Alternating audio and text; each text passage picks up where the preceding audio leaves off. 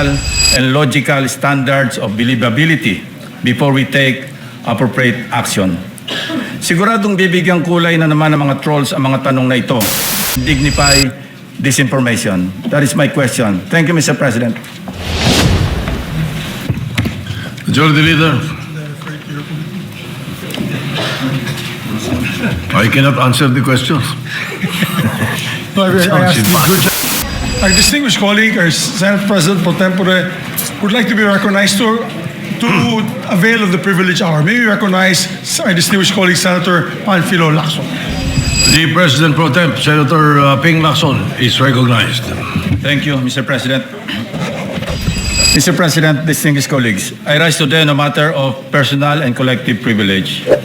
As chairman of the Senate Blue Ribbon Committee, I have been subject of criticisms for not scheduling the 18 ex-military personnel who faced the media in an organized press conference at the historic Club Filipino on the eve of the 40th EDSA People Power Revolution to be called and testify before your committee on accountability of public officers and investigations. During the said press conference last February 24, these 18 individuals made claims on their supposed knowledge as former security personnel of one of the key personalities in the flood control scandal, former Congressman Zaldy Co. To be clear, while every imputation of a crime warrants our attention, none deserves our blind deference. In the same manner that everyone has a right to be heard, it is not a license to mislead.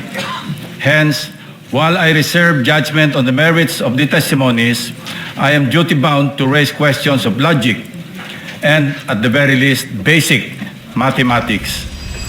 These are not intended to disparage the testimonies of the said individuals, but rather ensure that proper evaluation of the credibility and reliability of both the source or sources of the information and the information itself adhere to rational and logical standards of believability before we take appropriate action. Siguradong bibigyang kulay na naman ng mga trolls ang mga tanong na ito. Pero isipin na lang natin kung magagamit ang mga nasabing aligasyon bilang instrumento ng propaganda o anumang motibo, hindi ba dapat ay logical at mathematically possible man lamang ang mga akusasyon? If only for argument's sake, Mr. President, let us accept the statement of Attorney Levy Baligod last weekend that the 805 billion pesos in kickbacks did not come solely from flood control project appropriations, contrary to what was initially reported. Let us consider the available variables that must inform our analysis, Mr. President.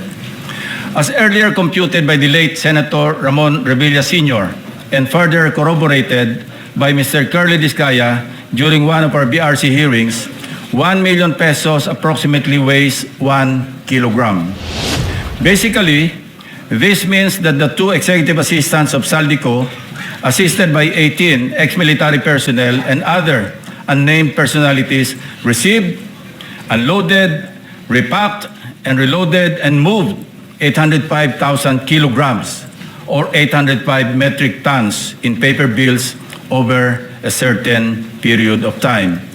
And this does not include yet the weight of the packages themselves. Thus, we need to add around 53,600 kilograms or 53.6 metric tons, representing the combined weight of at least 13,400 large empty maletas or suitcases to accommodate 805 billion pesos, with the assumption each was made of soft-sided nylon or polyester materials, each weighing around 4 kilograms. Let's try to imagine the processes involved in the preparation and distribution of this cash. Suppose that the executive assistants or trusted personnel of Zaldy Co, named Mark Tiksay and Paul Estrada, processed 500 million pesos a day, working 24/7, 365 days a year, including unloading, counting, repacking, loading, and delivering the money. This would take 5.5 years or mid-2028. Hindi pa sila tapos mag-deliver hanggang ngayon, Mr. President. If they started in 2023, or mid-2027 if they started as early as the second semester of 2022, when then Congressman Zaldy Co took over the chairmanship of the House Appropriations Committee. Relatedly, one may still ask how such huge sums of money were physically collected and delivered to the residence of former Congressman Co. To move this much wealth at a limit of 500 million pesos per day, you would need to make 1,610 deliveries to Zaldy Co's Valle Verde 6 residence or somewhere else.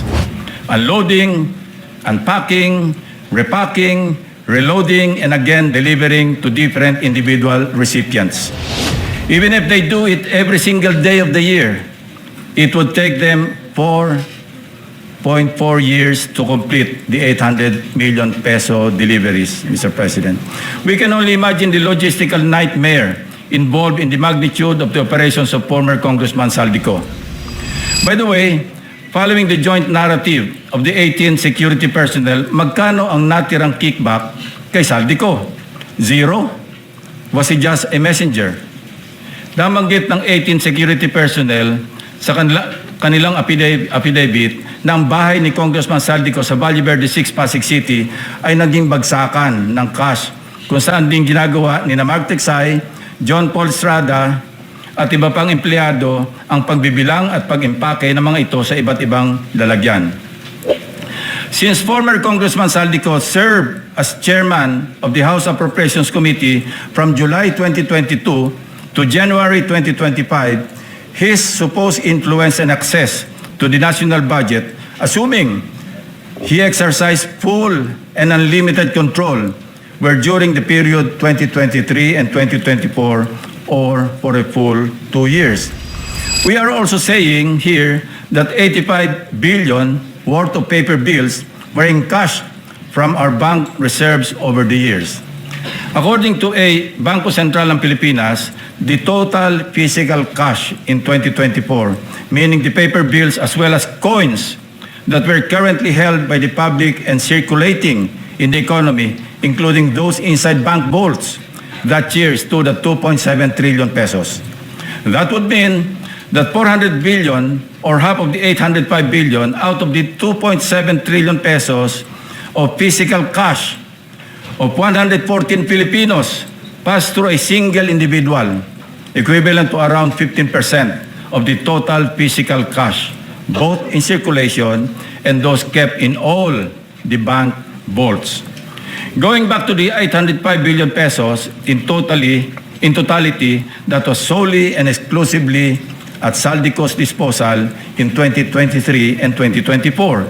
If we were to believe the 18 ex-soldiers, then those accumulated over the same period by personalities who are now facing plunder and other cases like the former DPW's officials, Roberto Bernardo, Henry Alcantara, Bryce Hernandez, etc., contractors, etc., must be factored in to compute the aggregate total of absconded monies from the 2023 to 2024 GAAs. I raise this question to ensure that the testimonies withstand established facts and logic before we even invite them to testify before the Senate Blue Ribbon Committee. Pray tell, Mr. President, if their statements appear to be demonstratively false and physically impossible to accomplish, wouldn't convening a hearing effectively validate and dignify this information? That is my question. Thank you, Mr. President. Majority Leader, I cannot answer the questions. No, I asked the good gentleman, Chairman of the Blue Ribbon Committee, if he would like to visit to refer to this committee, but we'll just put it, refer it to the committee on rules, Mr. President, for the meantime. Referred to the committee rules. Thank you, Mr. President. Mr. President, to proceed,